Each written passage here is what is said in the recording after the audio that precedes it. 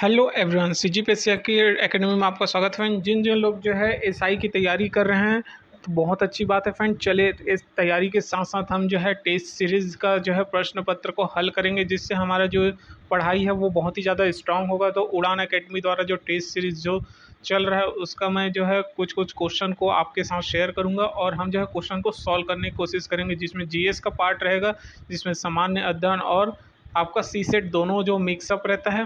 ये पूरा आपको एसआई का क्वेश्चन पेपर के बारे में बताऊंगा। तो ये उड़ान अकेडमी द्वारा जो है संचालित किया जा रहा है टेस्ट सीरीज़ को, तो इसका पूरा क्रेडिट जो है उड़ान अकेडमी को जाता है। ठीक है, सिर्फ हम जो है इसमें सॉल्व करेंगे। ठीक है, तो देखिए 5 टेस्ट सीरीज़ हो चुका है। मैं आज आपको पाँचों टेस्ट सीरीज़ का जो क्वेश्चन पेपर है क्या आ सकता है, बस आपको जो है वो क्या करना है, मैं लाइन से आपको बताते जाऊंगा, क्वेश्चन पढ़ूंगा। 4 ऑप्शन दिया है, 5 सेकंड आप जो है वीडियो को रोक के आप जो है अपने हिसाब से टिक लगाएंगे। मैं आंसर आपको बताते जाऊंगा कंटिन्यू जल्दी जल्दी, क्योंकि बहुत अगर मैं रोक दूंगा तो बहुत लंबा हो जाएगा। तो चलिए स्टार्ट करते हैं। पहला क्वेश्चन कि जीएस पोर्शन में क्या दिया हुआ है।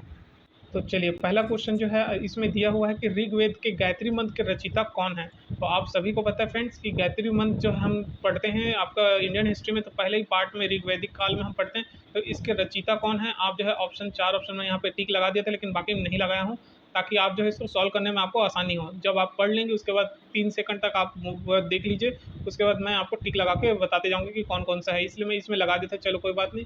आपको सभी को पता है कि ऋग्वेद में गायत्री मंत्र के रचयिता है विश्वामित्र जी। ठीक है, तो इसमें आंसर की जो है आपको मिला हुआ है, इसमें उड़ान अकेडमी से मिलता है।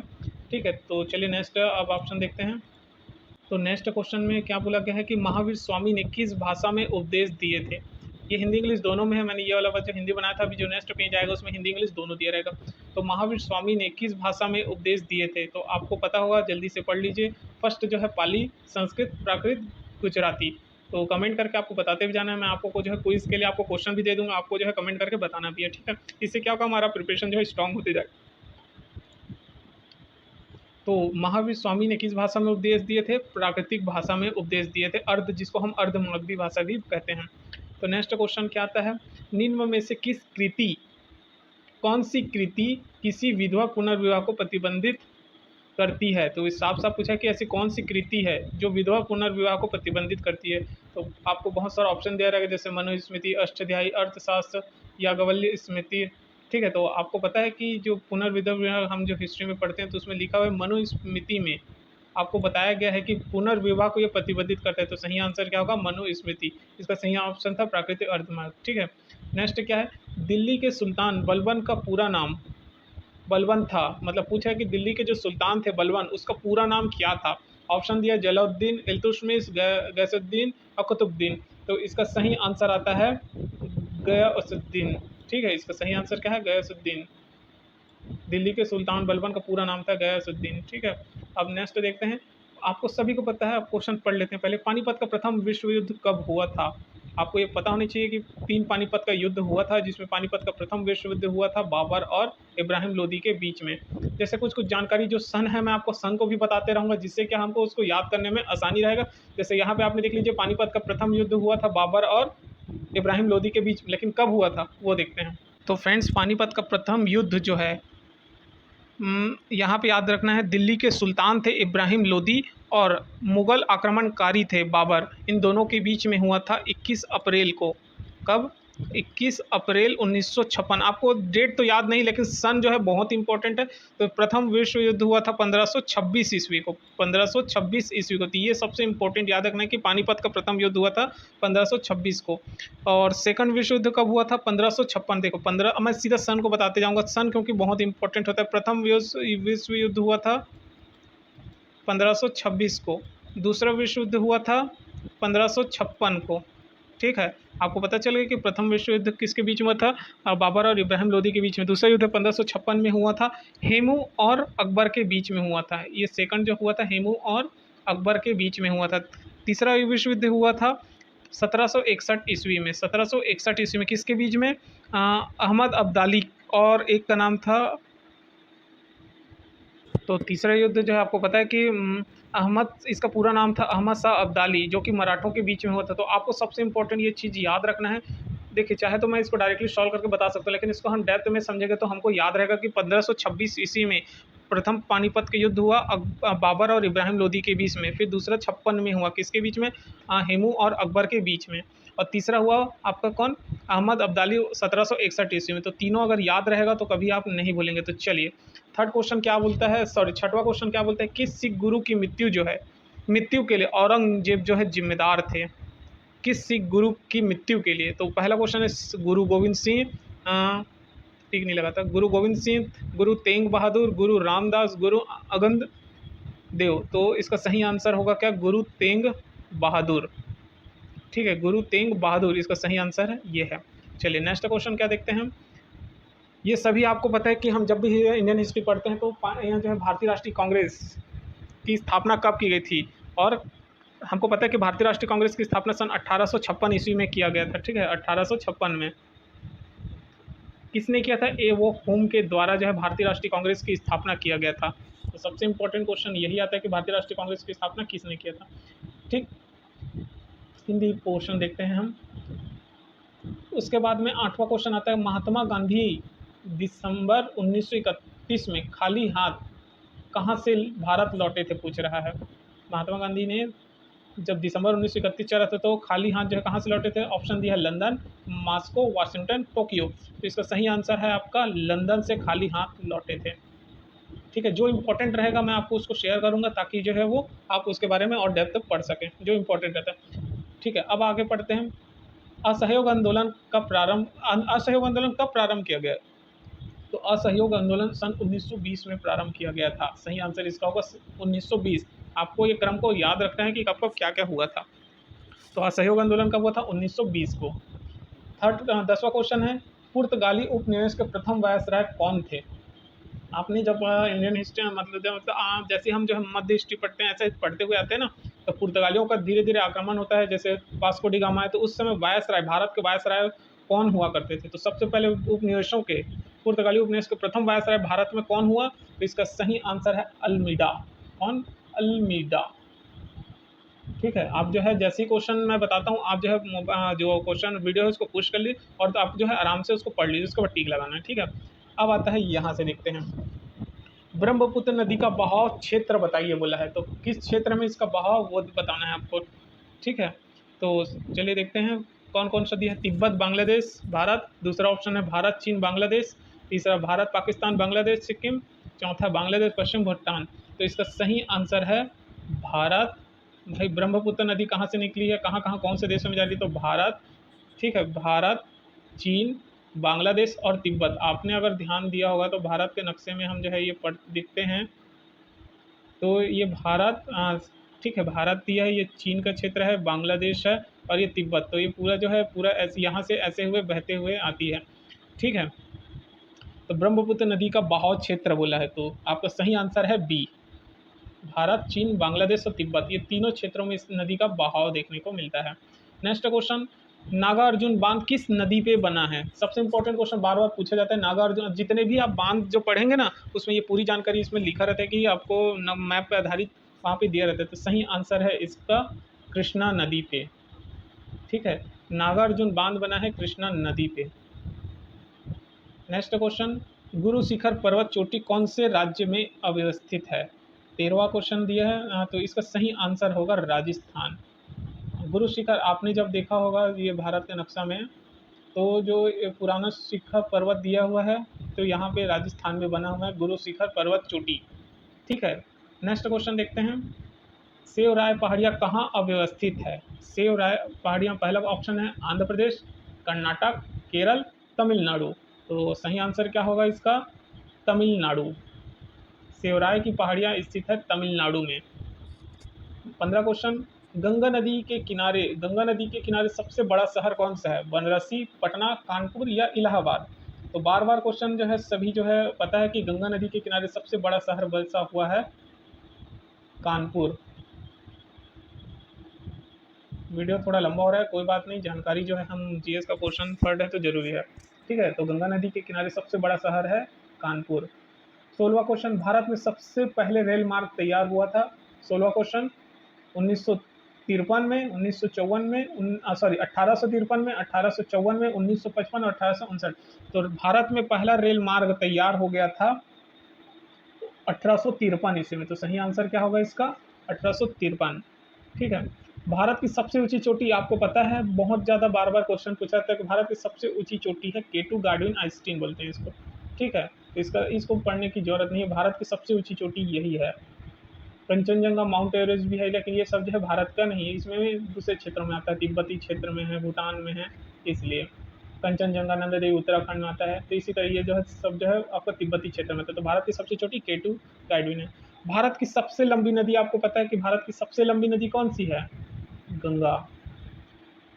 ठीक, सभी हम बचपन से पढ़ते आ रहे हैं। 19वां, भारत की सबसे ऊंची मीनार कहाँ स्थित है? कुतुब। भारत की सबसे ऊंची मीनार किसको बोलते हैं? कुतुब मीनार को।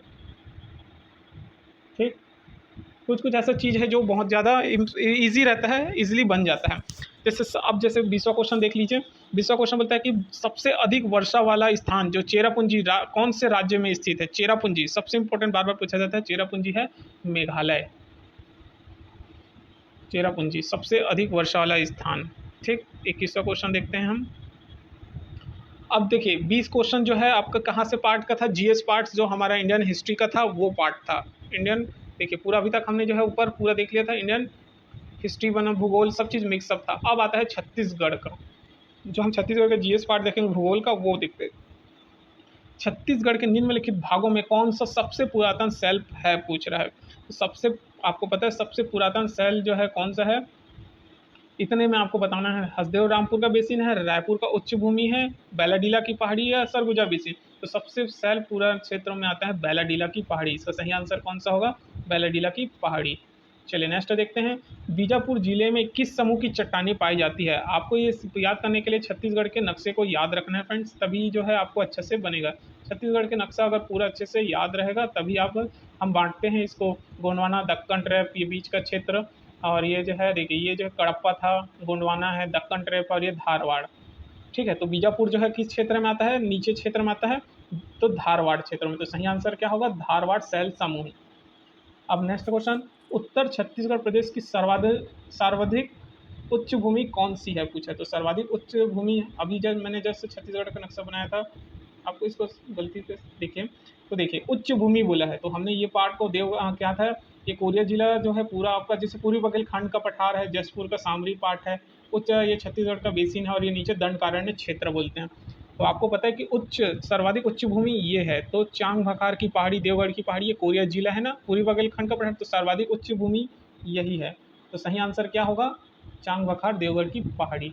नेक्स्ट टाइम क्वेश्चन देखते हैं क्या, सोनबेरा पठार किस जिले में स्थित है? तो सोनबेरा पठार जो है किस जिले में स्थित है? बार बार ये भी क्वेश्चन जो है रिपीट कर रहा है। 24वें नंबर, तो ये है गरियाबंद क्षेत्र में। देखो नया नया क्वेश्चन जो है जब तक आप टेस्ट सीरीज नहीं दोगे तो आपको पता नहीं चलता। तो सोनबेरा पठार स्थित है गरियाबंद जिले में। नेक्स्ट देखते हैं, दंडकारण्य योजना कार्यान्वित की जा रही है, मतलब जो दंडकारण्य की जो योजनाएं हैं, नीचे जो बस्तर क्षेत्र में दंडकारण्य, वो कार्यान्वित की जा रही, क्या क्या योजना की जा रही है दंडकारण्य के लिए? तो पहला बोल रहा है पूर्वी पाकिस्तान के विस्थापितों को बसाने के लिए, पश्चिमी पाकिस्तान के पुनर्वास के लिए, वन क्षेत्र के विकास के लिए, प्रवास को कम करने के लिए। तो इसका सही आंसर होगा पूर्वी पाकिस्तान के विस्थापितों को बसाने के लिए। ठीक है, इसका सही आंसर क्या है? मैं जो है अपने से नहीं बताऊंगा, जो आंसर की देखिए यहाँ पे एक्सपर्ट सर लोग जो है आंसर की निकालते हैं। तो इसका पूरा पीडीएफ जो है आपको CGPSC एकेडमी के टेलीग्राम चैनल पे भी मिल जाएगा विद आंसर की। ठीक है, तो अब नेक्स्ट क्वेश्चन जो है, कौन सी मिट्टी जो है लावा से निर्मित है? जो लावा से निर्मित होता है, देखिए हम जो है जब भी देखो आप छत्तीसगढ़ का जब भी क्वेश्चन, तो मैप बनाया करो। ये क्या था, ये गोंडवाना सेल समूह है, दक्कन है, महानदी बेसिन है जिसे कडप्पा था, और ये धारवाड़। आपने पढ़ा होगा गोंडवाना सेल समूह कोयला होता है यहाँ पे। तो कोयला कहाँ से बनता है भाई? ये भी जो है कोयला कैसे बनता है, तो बहुत ज़मीन से लगा रहता है, जब लावा सूख जाता है तो उसी से धीरे धीरे होता है ज़मीन से। तो लावा निर्मित कौन सी मिट्टी है? तो आपका आता है काली मिट्टी, काली मिट्टी। ठीक है, तो इसका सही आंसर क्या होगा? काली मिट्टी, बी, लावा से निर्मित है। नेक्स्ट क्वेश्चन है, बागवानी फसलों के लिए उत्तम होता है कौन सा? 27 है लेटराइट मिट्टी, पहाड़ी, दलदली, खदर। हम हमेशा पढ़े हैं कि जयपुर का जो सामरी पार्ट हिस्सा था ये जो है दक्कन ट्रैप हुआ करता था। तो यहाँ पे क्या है, लेटराइट मिट्टी पाई जाती है, बागवानी फसलों के लिए बहुत ही ज़्यादा उत्तम है ये। 28वां क्वेश्चन, छत्तीसगढ़ में कन्हार मिट्टी मुख्य रूप से किस तरह की भूमि में पाई जाती है? तो आपको पता है कि कन्हार मिट्टी जो है कहाँ पाई जाती है? उच्च पठारी क्षेत्र है, या मैदानी घाटी क्षेत्र है, या कटे फटे तीरों ढाल क्षेत्र, या सामान्य ढालू तरंगित किले। तो आपको पता है कि कन्हार मिट्टी, जिसको हम मटासी मिट्टी के नाम से भी जानते हैं, तो ये जो है वो आपके मध्य मैदानी और घाटी क्षेत्रों में पाया जाता है। सही आंसर होगा इसका डी। नेक्स्ट देखते हैं, छत्तीसगढ़ के किस जिले में सर्वाधिक औसत वर्षा सबसे अधिक है? तो आपको पता है कि सबसे ज़्यादा वर्षा हमारे पूरे छत्तीसगढ़ में कहाँ होती है? नारायणपुर में होती है। सबसे कम होता है कवर्धा, ठीक है, कवर्धा क्षेत्र सबसे कम, और सबसे सर्वाधिक औसत वर्षा होती है नारायणपुर में। छत्तीसगढ़ का कितना प्रतिशत भाग महानदी अपवाह तंत्र में शामिल है? तो 30 का है। आपने लाइन से पढ़ा होगा, महानदी हमारे यहाँ छत्तीसगढ़ में महानदी है, महानदी है, गोदावरी नदी जो थोड़ा थोड़ा पार्ट आते रहता है, महानदी है, शिवनाथ नदी है, इंद्रावती, मतलब ऐसे जो मेन है, महानदी आता है, शिवनाथ नदी, तो इसका सब परसेंटेज है। तो महानदी का जो छत्तीसगढ़ में हिस्सा है वो 56.15% है। सही आंसर। अब यहाँ से देख लीजिए, सुमेलित करना है, बहुत इंपॉर्टेंट है सुमेलित करने के लिए। आप अगर जो है मैप से पढ़े रहेंगे कि कौन सी नदी कहाँ से निकलती, तो आप इजीली बना देंगे। तो देखिए, सबसे पहले तो इसको बनाने का बहुत ही इजी तरीका होता है कि आपको पता है कि मनियारी नदी कहाँ से निकलती। मनियारी जो हम ऊपर पढ़ते हैं, पेंड्रा लोरमी का पठार, जो कि बिलासपुर और अभी गौरेला पेंड्रा क्षेत्र में हमें आ गए, तो मनियारी नदी निकली हुई है वो लोरमी की पठार से, लोरमी पठार से। खारून नदी, खारून नदी कहाँ से निकली हुई है? पेटीचुआ की पहाड़ी, बालोद क्षेत्र में जो एक पेटीचुआ की पहाड़ी है वहाँ से निकली हुई है। दुर्ग क्षेत्र, बालोद के क्षेत्र में पेटीचुआ की पहाड़ी, वहाँ से। ईब नदी रायगढ़ में बना हुआ है, सॉरी, जो ईब नदी है जयपुर के पंडरा पाट से ईब नदी निकलती है, जहाँ सोने के कण पाए जाते हैं, बोलते हैं ना सोने के जो मतलब जो पाए जाते हैं कण, वो है जयपुर से नदी निकली, जयपुर में पंडरा पाट बना हुआ है, वहाँ से ईब नदी निकलती है। शिवनाथ नदी आपको पता है गोंडरी पहाड़ी, महाराष्ट्र क्षेत्र में आता है, तो बहुत ही ईजी है। तो इसका सही आंसर हो जाएगा 31 का सी। आप इसको लाइन से जमाएंगे तो यहाँ पे आप देख लेंगे ये जमा हुआ है, तो आप आराम से इसको मैच करेंगे तो इसका सही आंसर होगा सी। अब आता है 32, छत्तीसगढ़ की नदियों के निम्न समूह में लंबाई के अनुसार किस समूह में नदियों का आरोही क्रम में सही होगा बोल रहा है। ठीक है, तो इसका अगर हम देखेंगे आरोही क्रम में कैसे हो, तो सबसे पहले तो हमको पता है कि सबसे बड़े में देखेंगे शिवनाथ नदी, ऐसे यहाँ से जो नांदगांव का क्षेत्र है यहाँ से शिवनाथ नदी गई है। इंद्रावती नदी जो है यहाँ से आती है ऐसे करके और गोदावरी में मिल जाती है। मांड नदी नांदगांव के क्षेत्र से ऐसे मिलती है। मान नदी यहाँ से नहीं, ये जो है कहाँ बना हुआ है मांड नदी, ये जयपुर सरगुजा के क्षेत्र से ऐसे बहते हुए निकलती है। और रिहन नदी, तो सही इसका आंसर होगा शिवनाथ नदी, इंद्रावती नदी, मान और रिहन नदी। ठीक है, तो इसका सही आंसर है बी 32 का। अब नेक्स्ट देखते हैं, तातापानी किस जिले में स्थित है? बार बार क्वेश्चन पूछा था। तातापानी गर्म फव्वारे के लिए फेमस है, तो ये सभी जो है बार बार पटवारी में भी दे चुका है, बलरामपुर क्षेत्र। ठीक है, तातापानी गर्म फव्वारे के लिए फेमस है ये। नेक्स्ट क्वेश्चन, अरपा भैंसाधार परियोजना की जो परियोजना चल रही है उसकी सिंचाई क्षमता कितनी है? तो 34 का सही आंसर क्या हो सकता है? 12,000 हेक्टेयर है, 25,000 है, 22 है या 42,000? तो सही आंसर है 25,000 हेक्टेयर अरपा भैंसाधार परियोजना की सिंचाई क्षमता।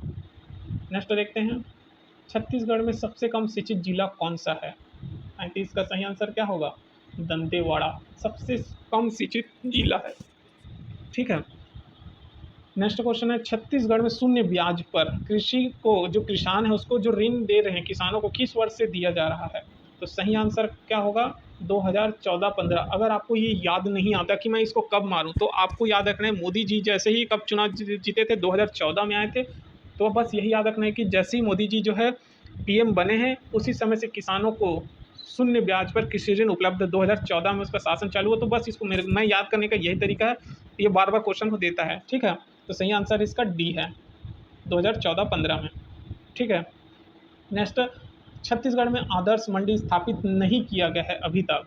तो आपको पता है कुरुद में है, कवर्धा में है, मुंगेली जिला में, अभी तक जो है जांजगीर जिला में नहीं बनाया गया। टोटल 10 आदर्श मंडी स्थापित किया गया है। तो ठीक है, नेक्स्ट है, छत्तीसगढ़ में सार्वजनिक वितरण प्रणाली के अंतर्गत चावल उत्सव कब मनाया जाता है? देखिए, चावल उत्सव जो सबसे इम्पोर्टेंट है, हम जो भी चावल लेने जाते हैं वहाँ पे आप जो है बोर्ड में देखना, वहाँ पे साफ साफ चावल उत्सव 7 तारीख प्रति महीने के 7 तारीख से ये प्रारंभ होता है। तो लेकिन ये कब से स्टार्ट है? तो ये जो है स्टार्ट है फरवरी, ठीक है, फरवरी 2008 से स्टार्ट किया गया। हमेशा 7 तारीख से चालू होता है जो चावल का वो होता है। ठीक है, तो 7 फरवरी 2008 से ये प्रारंभ किया गया है। नेक्स्ट क्वेश्चन क्या है, छत्तीसगढ़ में सीड बैंक योजना किस वर्ष प्रारंभ की गई? ऑप्शन है 2006, 7, 2007, 8 8-9 या 9-10। तो इसका सही आंसर क्या होगा 39 का? 2007 और 8 में सीड योजना, मतलब बीज बैंक, जो बीज जितने भी बीज हैं उसके बचत के लिए सीड बैंक योजना चालू की गई। नेक्स्ट देखते हैं, ग्रामीण अर्थव्यवस्था को सुदृढ़ बनाने हेतु निर्मित योजना का नाम क्या है? बार बार क्वेश्चन देता है, हम अभी तक जितने पढ़े ना, सुराजी गांव योजना, बहुत सारी योजना, तो ये सुराजी गांव योजना है। राष्ट्रीय पंचायत दिवस में छत्तीसगढ़ को कितने राष्ट्रीय पुरस्कार? आप जो है करंट अफेयर कंटिन्यू पढ़ते रहेंगे मेरे चैनल पे, आपको मैं डेली अब करंट अफेयर भी आपको उपलब्ध कराऊंगा, जिससे आप जो है वो तैयारी अच्छे से कर पाएंगे। तो राष्ट्रीय पंचायत दिवस पे कितने राष्ट्रीय दिया गया है? 12। कन्फ्यूजन नहीं होना है, ठीक है। 41 का क्या होगा सही आंसर? बी, 12 राष्ट्रीय पुरस्कार जो है वो प्रदान किया गया है। नेक्स्ट ऑप्शन, माटी पूजा दिवस कब मनाया जाता है? माटी पूजा दिवस अक्षय तृतीया के दिन में माटी पूजा का मनाया जाता है, 42, ठीक। नेक्स्ट ऑप्शन, मुख्यमंत्री मितान योजना कितने नगर निगम में प्रारंभ किया गया है? तो 43 का क्या आंसर होगा? सी, 14 नगर निगम में, जितने भी नगर निगम हैं सभी में इसको जो है वो प्रारंभ कर दिया गया है। नेक्स्ट देखते हैं, पूनाराम निषाद के नाम पे संचालित विश्वविद्यालय किससे संबंधित है? तो बार बार ये भी पूछा जाता है। तो पूनाराम निषाद जो है वो मछली पालन से संबंधित है, तो इसके नाम पे विश्वविद्यालय संचालित किया जा रहा है। नेक्स्ट देखते हैं कि हाँ, सबसे इम्पोर्टेंट ये हम डेली जो लाइफ में देखते हैं हम घरों में भी, तो जो कितने यूनिट बिजली बिल तक आधा बिजली, ये गवर्नमेंट छत्तीसगढ़ सरकार की स्कीम है कि 400 यूनिट तक में आपका बिल जो है हाफ होगा। अगर 400 यूनिट से ऊपर हो जाएगा तो आपको ये जो हाफ बिजली बिल की जो सुविधा है वो नहीं मिलेगी, ठीक है। तो 45 का क्या हो जाएगा? सी, न्याय योजना में शामिल नहीं है। 46 का क्या होगा? न्याय योजना में शामिल नहीं, शामिल है बोल रहा है। तो न्याय योजना में कृषक भी आते हैं, भूमिहीन मजदूर भी आते हैं और पशुपालक भी आते हैं। तो न्याय योजना में सभी शामिल हैं, ऑप्शन डी। वर्तमान में भी कितने जिले हैं? देखिए हम जो है 27-28 जिले तक ही काउंट करते आ रहे हैं, ठीक है। अभी बहुत 33-32 जिला बन चुका है, तो आपको ये नहीं करना है कि डायरेक्टली अब 32 लगा। देखो जिला जो है लागू किया गया है कि, लेकिन अभी सही अगर सही वर्तमान में हम देखें तो अभी भी आप 28 जिला ही लेंगे, ठीक है। राजपत्र में भला प्रकाशित हो गया, लेकिन अभी जो पूरे ढंग से वहाँ काम जो है पूरा चालू नहीं हुआ है। जैसे मोला मानपुर बना वो भी पड़ा हुआ है, खैरागढ़ है वो भी पड़ा हुआ है, अभी पूरा पेंडिंग है। तो अब सिर्फ 28 जिला ही लेना है, 47 का ए। 48 नेक्स्ट क्वेश्चन देखते हैं, राज्य सरकार द्वारा स्थापित प्रथम सरकारी कैंसर संस्थान कहाँ बनाया है, कहाँ स्थित है? तो प्रथम सरकारी कैंसर स्थान कहाँ बना है? बिलासपुर में, सही आंसर है बिलासपुर। नेक्स्ट, मैरीन फॉसिस पार्क कहाँ है? फॉसिस पार्क कहाँ है? तो ऑप्शन है महेंद्रगढ़, सोनहत, खरगवा, रायगढ़। इसका सही आंसर होगा महेंद्रगढ़, कोरिया जिला में, ठीक है। करंट अफेयर आप पढ़ते रहेंगे तो इस टाइप का आपको पता चलते रहेगा। 50वां नंबर का क्वेश्चन देखते हैं, छत्तीसगढ़ को किसके लिए एलेटस इन्वेंशन अवार्ड मिला हुआ है? 50 का सही आंसर होगा, देखिए हमारे यहाँ का जो गोधन न्याय योजना है पूरे भारत में बहुत ज़्यादा फेमस हो चुका है, तो ये जो अवार्ड मिला है गोधन न्याय योजना के लिए मिला, तो सही आंसर होगा बी। नेक्स्ट देखते हैं, जीएसटी काउंसिल की अभी करंट अफेयर आप देखिए, यहाँ तक अभी जो है 50 तक चला गया छत्तीसगढ़ क्वेश्चन। अब करंट अफेयर देखते हैं, अभी जो अब डेली के डेली जी आपका करंट अफेयर पढ़ना है। अभी फिर संडे आने वाला है, उसमें फिर से टेस्ट सीरीज होगा, क्या टॉपिक देगा वो भी बताऊंगा, वीडियो को लास्ट तक देखना है, ठीक है, तभी समझ में आएगा। तो जीएसटी काउंसिल का अभी जो 47वां बैठक हुआ था, ठीक है, 47वां बैठक हुआ था, वो कहाँ किया गया था? तो इसका सही आंसर क्या होगा? चंडीगढ़, पंजाब में, चंडीगढ़ में, ठीक है।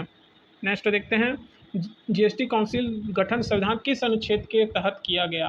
तो इसका सही आंसर क्या होगा? 279 ए।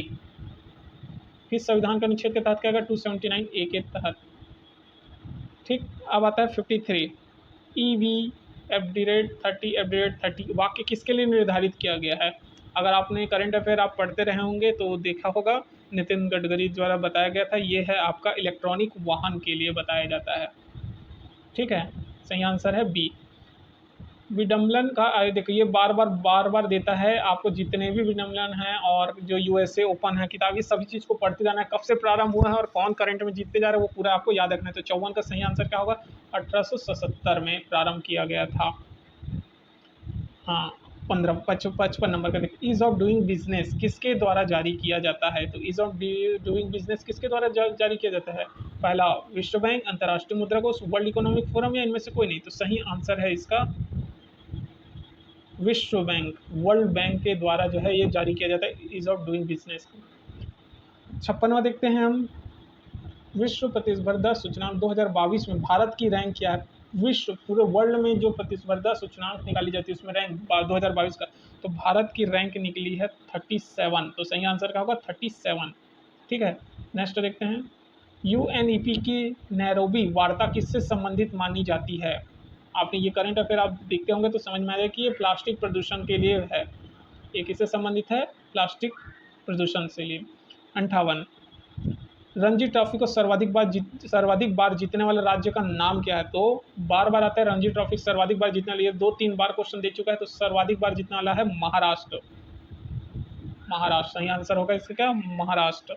नेक्स्ट देखते हैं, भारत में प्रयोग होने वाला रासायनिक खाद होना चाहिए था, लेकिन समस्थानिक खाद में किस तत्व की सर्वाधिक मात्रा होती है। मतलब हम जो खाद यूज़ करते हैं उसमें सबसे ज़्यादा क्या यूज़ होता है। तो सही आंसर है नाइट्रोजन। नाइट्रोजन सबसे ज़्यादा उसमें होता है। ठीक है, नेक्स्ट देखते हैं, देश का पहला नैनो यूरिया लिक्विड संयंत्र किसके द्वारा प्रारंभ किया गया। इफ्को सिंहरी उर्वरक लिमिटेड फूलपुर। तो सही आंसर क्या होगा इसका, इफ्को। याद रखना ये सबसे इंपॉर्टेंट क्वेश्चन है, आईएमपी है, ये पूछेगा ही पूछेगा। देश का पहला नैनो यूरिया लिक्विड। ठीक, अब ये देखिए यहाँ करंट अफेयर खत्म होगा। अब इसमें जो है थोड़ा कंप्यूटर भी दिया था, तो कंप्यूटर का क्वेश्चन सॉल्व कर लेते हैं। एल्गोरिथम में एक गलती जो गलत परिणाम देती है उसे हम क्या कहेंगे। उसे कहते हैं, इंग्लिश का नाम भी देख लीजिए, इसको सिंथेटिक त्रुटि बोलते हैं। यहाँ पे गलत हो गया था, सिंथेटिक त्रुटि बोलते हैं, एरर कंप्यूटर। अब देखते हैं, सॉफ्टवेयर का प्राथमिक उद्देश्य डेटा को खाली स्थान में बदलना होता है। तो इसका सही आंसर क्या होता है, ये जो है प्रोग्राम्स में बदलता है जो भी डेटा मिलता है उसको। नेक्स्ट देखते हैं, ASCII एक कोडिंग सिस्टम है जो प्रदान करता है, क्या चीज़ प्रदान करता है, 128 विभिन्न वर्णों को प्रदान करता है। ये डिफरेंस टाइप के कैरेक्टर, 128 तरह के डिफरेंस कैरेक्टर को। जो जंक ईमेल को हम क्या कहते हैं, जंक ईमेल जो लग जाता है, तो आपने मेल अगर भेजा होगा तो वहाँ पे देखा होगा स्पैम बोलते हैं इसको। ठीक है, सही आंसर है ए। नेक्स्ट, ए लगभग 1 बिलियन बाइट्स। तो यहाँ से देखिए 1 बिलियन बाइट, तो 65 का सही आंसर क्या होगा, ये गलत लिखा है, गीगाबाइट होता है। ए 1 बिलियन बाइट्स मतलब 1 बिलियन बाइट्स मतलब गीगाबाइट। जीबी जो हम जीबी में देखते हैं ना, एमबी जीबी, वो है। विक्रेता द्वारा निर्मित कार्यक्रम संशोधनों को क्या कहा जाता है। 56 का है पैचेस। भाई हम विक्रेता द्वारा निर्मित कार्यक्रम संशोधनों को क्या कहते हैं, हम कोई भी चीज़ लाते हैं तो हम क्या करते हैं, पैचेस करते हैं। सही आंसर ए। निष्पादन में प्रोग्राम नहीं, देखो कई बार हिंदी समझ में नहीं आता। अब program is expression is called, तो इसका सही आंसर क्या होगा 67 का, प्रोसेस। कोई भी फंक्शन में क्या होता है, प्रोसेस होता है। कौन सा मदरबोर्ड फॉर्म फैक्टर एक 10 पिन कैरेक्टर का उपयोग करता है। तो इसका सही आंसर है ATX C। 69 HTML में खाली स्थान की विशेषता का उपयोग 2 या 2 से अधिक आसन्न स्तंभों को मिलाने के लिए किया जाता है। सही आंसर होगा इसका D। ठीक है, सभी वर्ड दस्तावेजों के लिए डिफ़ॉल्ट फाइल क्या होता है। 70 का है डॉक फाइल, ये सभी को बताता है डॉक फाइल। ठीक है, अब यहाँ से जो है मैथमेटिक्स स्टार्ट हो गया, तो मैं ये नहीं बताऊँगा, आपने इतना तक करंट अफेयर आपने देख लिया होगा। ठीक है, तो चलिए ये वीडियो को यहीं तक मैं एंड करता हूँ। ठीक है, तो आपने इसी तरह प्रिपरेशन तैयार रखें, और नेक्स्ट फिर से संडे को आने वाला है, तो कौन सा सिलेबस है मैं आपको बता देता हूँ, नोट कर लीजिए। तो आप जो है चाहे तो आप यहाँ से परचेज़ भी कर सकते हैं, उड़ान अकेडमी का चल रहा है। आप ऑनलाइन लेना चाहे तो 299 में ले सकते हैं, या 499 का ऑफलाइन ले सकते हैं।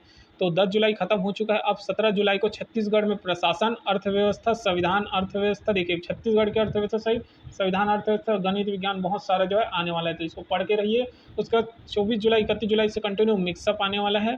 ठीक है, तो इसी तरह प्रिपरेशन करके रहिए, फिर इसी तरह हम क्वेश्चन को सॉल्व करते जाएंगे। 12 जून से ये स्टार्ट है, तो आप अपने नियरेस्ट सेंटर चाहे तो आप ऑनलाइन जो है इसको परचेस कर सकते हैं। ठीक है, आई होप वीडियो अच्छा लगा हो तो सब्सक्राइब जरूर कीजिए चैनल को।